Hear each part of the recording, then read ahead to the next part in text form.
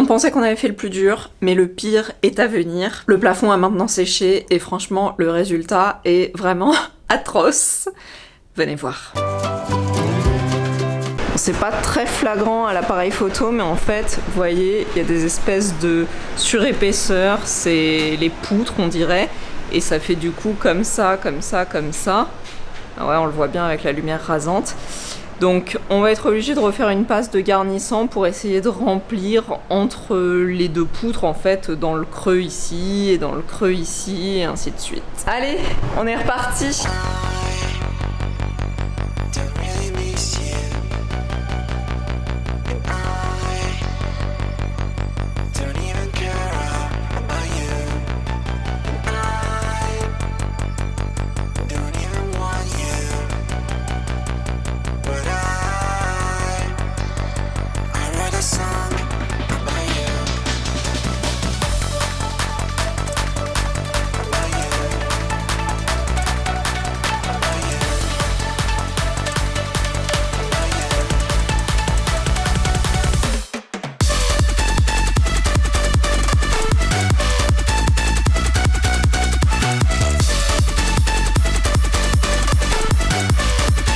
Voilà ce que ça donne une fois que c'est sec. Donc on est le lendemain. Alors, comme d'habitude, hein, filmer du blanc c'est vraiment compliqué, on voit rien du tout. Mais en gros, il y a quelques petites vaguelettes par-ci par-là. Ça va partir au ponçage, mais sinon le résultat il est plutôt bien, plutôt lisse. Il y a juste un truc qui m'inquiète, c'est ça.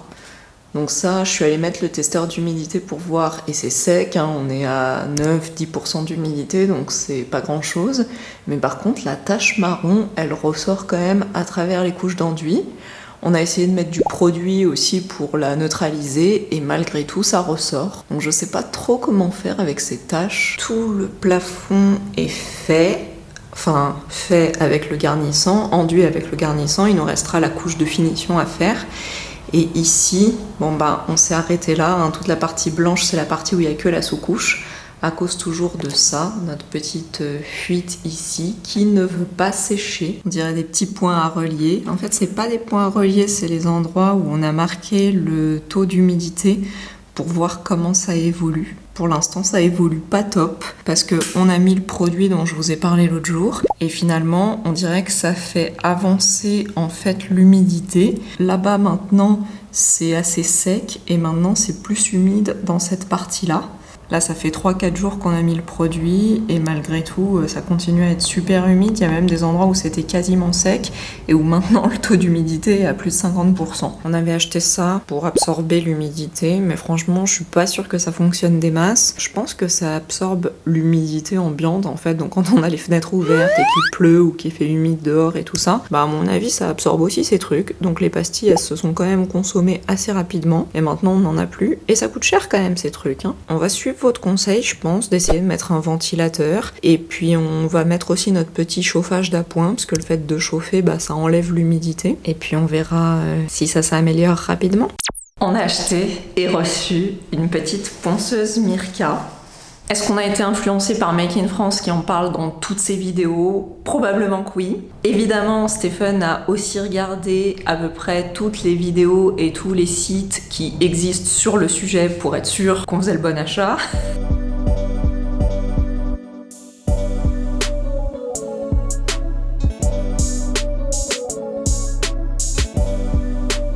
On l'a reçu il y a quelques jours et autant vous dire que depuis, Stephen n'arrête pas de l'utiliser, c'est devenu carrément une extension de sa main. Il a poncé intégralement les murs de la cuisine, ce qui veut dire que maintenant ça y est, les murs de la cuisine sont terminés. Il nous reste quand même un peu de ponçage à faire au plafond, c'est beaucoup plus dur le plafond. Il a poncé le mur des fenêtres. Voilà le résultat après la dernière couche de finition à l'enduit bleu, le Roi Merlin en pâte qu'on utilise régulièrement. Le rendu est vraiment super doux et super lisse. En comparaison, voilà le même mur avant ponçage. Le rendu est vraiment beaucoup moins lisse et on voit qu'il y a encore plein de petites irrégularités et des petites sardines. Et sur le conduit de cheminée de l'autre côté de la pièce, on a testé d'enduire avec du Presto F, mais celui-ci il est en poudre. Ça nous a fait pas mal de petites bulles sur l'ensemble du mur et la texture est beaucoup plus granuleuse, c'est beaucoup moins lisse et doux au toucher. Et le mur qui est derrière moi, qui est le grand mur du salon, qui sera le mur de la télé, celui-ci, il a fait la deuxième couche de garnissant, donc maintenant le mur est plutôt lisse, plutôt droit, et il faudra venir faire une troisième couche de finition. Et on a vraiment hâte que toute cette étape d'enduit soit terminée, parce qu'une fois que ça sera fait, on pourra venir poser notre sous-couche Dynachoc au sol, notre parquet, et là, on pourra presque dire que l'appartement est fini. Enfin non, parce que du coup, ça nous permettra de poser la cuisine et on a hâte! On a fait plus en détail les plans le week-end dernier et franchement, oh là là, ça va être un truc de ouf. On a trop hâte. Mais encore un peu de patience.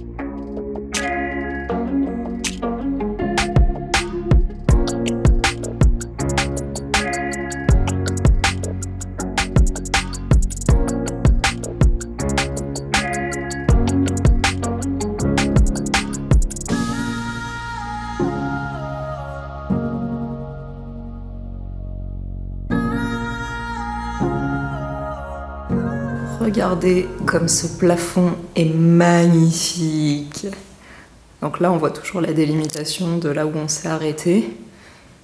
Et je pense qu'on voit encore, malheureusement, les espèces de surépaisseur là où il y a les poutres. À la lumière du jour, ça se voit pas franchement, mais ça se voit quand on allume la lumière du soir. Je sais pas vraiment quand est-ce qu'on s'arrête d'enduire, à quel moment ça suffit, on a mis suffisamment d'enduit. Parce que je crois pas qu'on arrivera vraiment à rattraper la planéité du plafond, malheureusement. En tout cas, c'est vraiment cool d'avoir un plafond blanc et lisse et beau. Je suis trop fière. Le fait d'avoir mis le ventilateur ici, ça a permis d'accélérer un petit peu plus le séchage. On avait repéré tous les endroits où c'était vraiment très humide. Donc là, on vient de retester et le max qu'on a, c'est 19%. Bon, vu que l'expert nous avait dit à partir de 18 et en dessous on peut enduire, on se dit qu'à 19 ça doit pouvoir le faire. Alors je sais pas si on voit bien, mais il y a des endroits où il y a des fissures qui sont apparues. Donc je vais déjà gratter ça. Là aussi il y a une fissure là. Et puis après je sous-coucherai tout ce truc moche là. Et après on pourra terminer le fissnet au plafond. Eyes in the sky, gazing far into the night. I raise my hand to the fire, but it's no use, 'cause you can't stop it from shining through. It's true, baby, let the light shine through. If you believe it's true, baby, won't you let the light shine through for you.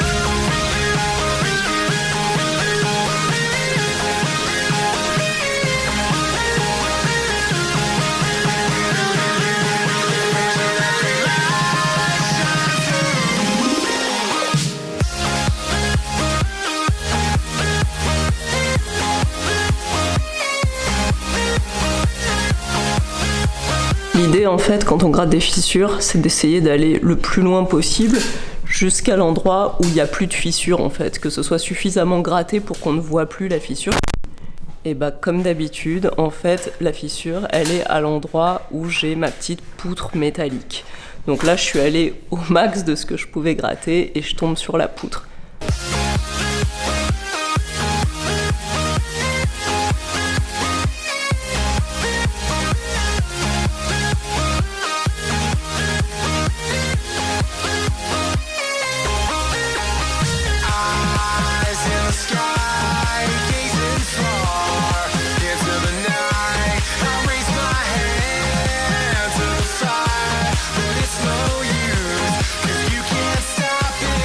On a voulu varier un petit peu les plaisirs parce qu'on est là aussi pour tester des trucs. Donc sur ce mur, ce conduit de cheminée, au lieu de faire comme les autres murs et de faire 2 couches d'enduit garnissant, on est venu faire 2 couches d'un mélange, 50% enduit garnissant et 50% colle à carotte plâtre. Ce qui est en fait exactement le même mélange que ce qu'on fait quand on vient coller notre fissette au plafond. Et en fait, je dois dire que pour remplir ce mur qui avait un petit peu de dénivelé, un petit peu d'irrégularité, et ben c'était plutôt pas mal parce que c'était plus consistant et plus collant puisque la colle à carotte plâtre c'est de la colle pour les carottes plâtres. Donc du coup, ça adhère mieux au mur et ça faisait un effet plus compact. Donc c'est venu assez facilement remplir les cavités, les creux de ce mur. En revanche, sur ce conduit de cheminée là, on a fait les choses différemment et on a testé d'enduire ce mur avec du bagarre. Le bagarre, c'est cet enduit là, c'est un truc qu'on a pas mal vu dans les vidéos et les conseils de pro, donc on a eu envie de tester. Celui-là, on le trouve pas à Leroy Merlin, il est vendu chez Bricoman, pratique si vous avez un Bricoman à côté de chez vous. Et sinon, on le trouve facilement dans toutes les petites échoppes de quartier, vous savez, les petites boutiques un peu de peintres professionnels où on n'ose pas entrer quand on est particulier parce que ça fait peur. Et en vrai, je vous recommande quand même d'aller dans ces petites boutiques parce que ça permet de discuter avec des professionnels qui s'y connaissent beaucoup mieux que les vendeurs Leroy Merlin. J'ai rien contre les vendeurs Leroy Merlin, hein, j'adore les vendeurs Leroy Merlin, mais c'est pas le même degré d'expertise. En fait, on a toujours l'impression que dans ces petites boutiques de quartier, les prix vont être plus élevés, et en fait, c'est pas forcément plus élevé, et même parfois, c'est moins cher. Par exemple, maintenant, on achète dans une petite échoppe de quartier notre Presto G, et même le Presto F, parce que c'est moins cher qu'à Leroy Merlin, et moins cher qu'à Point P. En fait, je crois qu'à Leroy Merlin, il coûte 29 € ou 30 € le sac de 25 kg. À Point P, c'est 25 € les 25 kg. Et là, dans ces petites échoppes, c'est entre 22, 23, parfois 24 € le sac. Donc c'est quand même plus intéressant, surtout que on en est à beaucoup de sacs consommés. Et là, pour le bagarre, il coûte 25 € les 25 kg. C'est un pot de 25 kg, c'est un grand pot. Et du coup, ce qui est dingue, c'est que ça revient au même que quand on achète notre enduit de lissage habituel premier prix chez Leroy Merlin, qui lui coûte 15 € les 15 kg. Comme quoi, acheter des marques de pro, ça coûte pas forcément plus cher. On a eu une conversation très intéressante et très instructive avec un peintre en bâtiment professionnel. Lui, ce qu'il nous a expliqué, c'est que pour le grillage, donc le Fissnet, du coup c'est du Fissrénov, hein, c'est pas du Fissnet, ça s'appelle Fissrénov en vrai. C'est souvent le même type qui est vendu dans les magasins professionnels et c'est le top. Il faut regarder le grammage par mètre carré et l'idéal c'est 95 grammes par mètre carré parce qu'il est suffisamment solide pour que le grillage ne se déchire pas et ne se déforme pas. La deuxième chose qu'il nous a dite, et ça on aurait bien aimé le savoir avant, c'est par rapport à la sous-couche. Quand on a sous-couché nos murs avant de les enduire, on a utilisé une sous-couche bas de gamme, Leroy Merlin, et c'était une sous-couche à l'eau. Certains d'entre vous me l'ont aussi dit en commentaire, malheureusement c'était trop tard parce qu'on l'avait déjà acheté et on avait déjà sous-couché nos murs. Mais en gros, ce qu'il aurait fallu qu'on fasse pour que ce soit mieux, c'est d'utiliser une sous-couche glycéro. L'avantage de la glycéro, c'est que ça va vraiment bloquer le fond. En fait, ça fait vraiment une barrière entre le mur existant et l'enduit qu'on va venir mettre dessus et ça évite tous les problèmes qu'on a eu de petits trucs qui s'effritent, de petits bouts qui partent, de trucs un peu poudreux, etc. Parce que quand on utilise des produits à l'eau, en fait forcément les produits à l'eau, vu qu'ils sont fabriqués avec de l'eau, ils résistent pas à l'eau. Donc ils sont pas imperméables et ils font pas aussi bien écran. Et du coup, le support qui est en dessous, il continue de les absorber. Donc en gros, la sous-couche qu'on a utilisée, limite on aurait pu ne rien mettre, ne pas mettre de sous-couche et l'effet aurait été quasiment identique. Mais bon, nous on savait pas trop, quand on s'est renseigné chez Leroy Merlin, chez Point P, les vendeurs ils savaient pas trop non plus. En gros, la moitié nous disait ouais, en fait mettre une sous-couche sous l'enduit ça sert à rien. L'autre moitié nous disait oui, après une sous-couche c'est une sous-couche, donc peu importe ce que vous mettez ça revient au même. Donc on n'a pas voulu dépenser trop cher parce que la sous-couche glycéro c'est quand même genre 2 fois plus cher que la sous-couche à l'eau, mais je pense que ça vaut quand même l'investissement. En tout cas, on va le voir sur la durée, si ce qu'on a fait ça tient pendant 20 ans ou alors si dans 2 ans c'est déjà pourri. Enfin, je sais pas si dans 20 ans je serai encore en train de vous raconter des trucs comme ça. Peut-être, mais avec les cheveux tout blancs et le visage tout ridé. Plus sérieusement par contre, si vous voulez des updates réguliers sur tous ces trucs qu'on teste et tout ça, pour voir si c'est bien, si c'est pas bien, comment on aurait pu s'améliorer et tout ça, pensez à vous abonner à la chaîne.